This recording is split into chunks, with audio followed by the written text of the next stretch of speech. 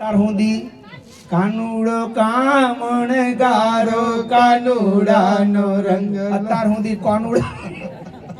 હે હવે કોનુડાનું મંદિર હોય ને તમે એમ કહો આ નામ અને આકાર તમારા મનનો મેલ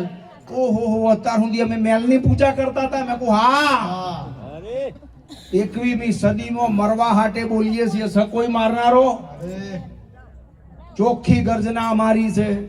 કે નામ અને આકાર એ જ તમારા મનનો મેલ છે અહીંથી ઉપર ઉઠો બીજી કડીમાં કાલિદાસ બાપુએ લખ્યું છે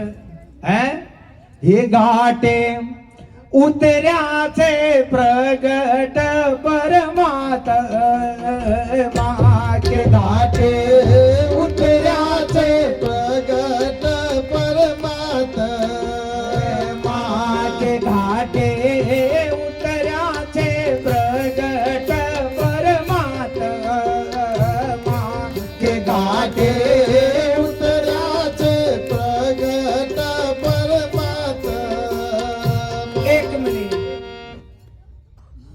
તમારા બધાના શરીરના ઘાટ છે ને બોલો જલ્દી તો તમારા ઘાટમાં પરમાત્મા ઉતર્યા છે આવું કાલિદાસ બાપુ કહે છે કે ઘાટે ઉતર્યા છે પ્રગટ પરમાત્મા હવે તો નક્કી કરો કે તમારામાં પરમાત્મા છે ને સદગુરુ કોઈ દાડો જૂઠું બોલે હા પણ વાંટી ચો પડી છે તમે ઘાટ વાળા નામ અને આકાર વાળા શરીરમાં હલવાયેલા છો બરાબર એના હાચું માની બેઠા છો ઘાટની પૂજા કરનારા થઈ ગયા છો ઘાટને સત્ય માનવા માંડ્યા છો એટલે અજવાળું સાચી વાત સમજાતી ઘાટે ઉતર્યા છે પ્રગટ પરમાત્મા પછી મારા બાપ કાલિદાસ બાપુએ લખ્યું છે શું લખ્યું છે હે અરૂપ ખેલે છે રૂપની માય મનનો મેલ રે મેલીને માર્ગ જાળી રૂપ ખેલે છે રૂપની માય મનનો મેલ રે મેલીને માર્ગ જાળી એક મિનિટ આ મર્ક્યુરી ગોરો દેખાય છે ને ભાઈ બોલો ફટાફટ હે હવે એ મર્ક્યુરીના અંદર કરંટની સત્તા મળેલી છે કે નહીં મર્ક્યુરી ગોરાનું રૂપ છે કે નહીં એટલે આ બોલો અને અંદર અરૂપ નિરાકાર કરંટ છે કે નહીં હે ગોરો આંખે દેખાય ગોરો આંખે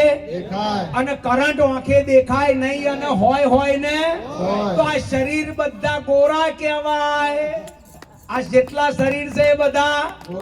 હા જેમ આ લાઈટ ના મર્ક્યુરી ગોરા દેખાય અને કરંટ નથી દેખાતો એમ આ શરીર રૂપી બધા ગોરા દેખાય અને કરંટ ના જેવો નિરાકાર આ બોલનારો સચ્ચિદાનંદ ના દેખાય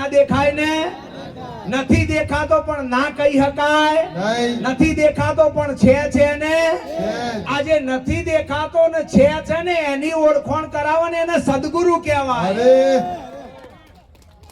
આ નથી દેખાતો અને જે છે એની ઓળખાણ કરાવે એ સદગુરુ અને શરીરની કુટુંબ કુટા કરાવવા બધા ગુરુવા હવે આપણે આગળ આવીએ આગળ વાત ઘાટે ઉતર્યા છે તમારા બધાને ઘાટ છે ને હે તો તમારા ઘાટે પરમાત્મા ઉતર્યો છે કેમ તમે નક્કી નથી કરતા ના પશુ પક્ષીની યોનિમાં જન્મ આવ્યો હોય ને બુદ્ધિ ઓછી હોય તો બરાબર છે તમે બુદ્ધિશાળી છો પરમાત્મા એ મનુષ્યને હાસ્ય અને બુદ્ધિ બે વિશેષ આપ્યું છે આ બુદ્ધિ કેમ આલી છે ડખા કરવા મેથી મારવા કોકની આમ બુદ્ધિના પ્રકાશકને જાણવા માટે મળી છે તમારી બુદ્ધિનો પ્રકાશક કોણ છે તમારા બુદ્ધિના પ્રકાશકને જો જાણી જાઓ તો તમને એવી ખબર પડી જાય કે મારો જે બુદ્ધિનો પ્રકાશક છે એ જ આખા વિશ્વનો પ્રકાશક છે આવી તમને ખબર પડે ને તો જાણો ને તમારા બુદ્ધિના પ્રકાશકને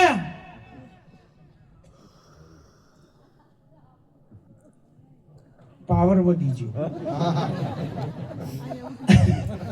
તમે એટલું નક્કી કરો કે ઘાટે ઉતર્યા છે પ્રગટ આ કડીનો વિચાર કરો જુઓ શબ્દ ભેદ કોઈ વિરલા જાણે 100 લાખનમાં કોક મહાપુરુષોએ પોતાના અનુભવમાં શબ્દો લખ્યા હોય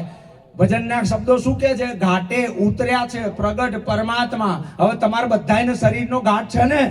તો તમારા ઘાટમાં પરમાત્મા ઉતર્યો છે આવું સદગુરુનું કહેવું છે સાચી વાત ને? પછી કઈ રીતે અરૂપ ખેલે છે રૂપની માય. આ વાકે દેખાય રૂપ, વાકે દેખાય અને રૂપના નામ હોય ને, અને નામ અને આકાર એ તો માયા ને.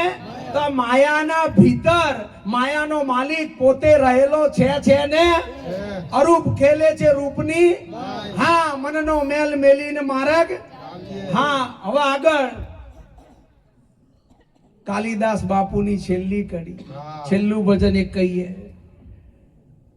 આમ તો મહાપુરુષો મને સમય ચાંદનો થઈ ગયો છે. હાલો પૂરું કરો હવે. પૂરું કરીએ.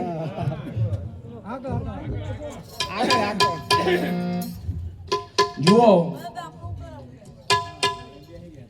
તમે વાતને અહીં સુરતામણ પકડો. સદગુરુ વગર સત્ય સમજાય એવું નથી. સદગુરુ શું કે છે? શાસ્ત્રો પોથા થોથા પંડિતય બરાબર પારકી માહિતી કયો, આ બધું છોડો. તમારે બધાનું શરીર છે. હા, શરીરમાં બોલનારો છે. હા, એક છે શરીર ને બીજો બોલનારો. બરાબર, આ બેમાં તમે કોણ આ નક્કી કરો. આ વાત સદગુરુ લાયા છે. એના અંદર એમ કીધું કે તમને ના સમજાયું એટલે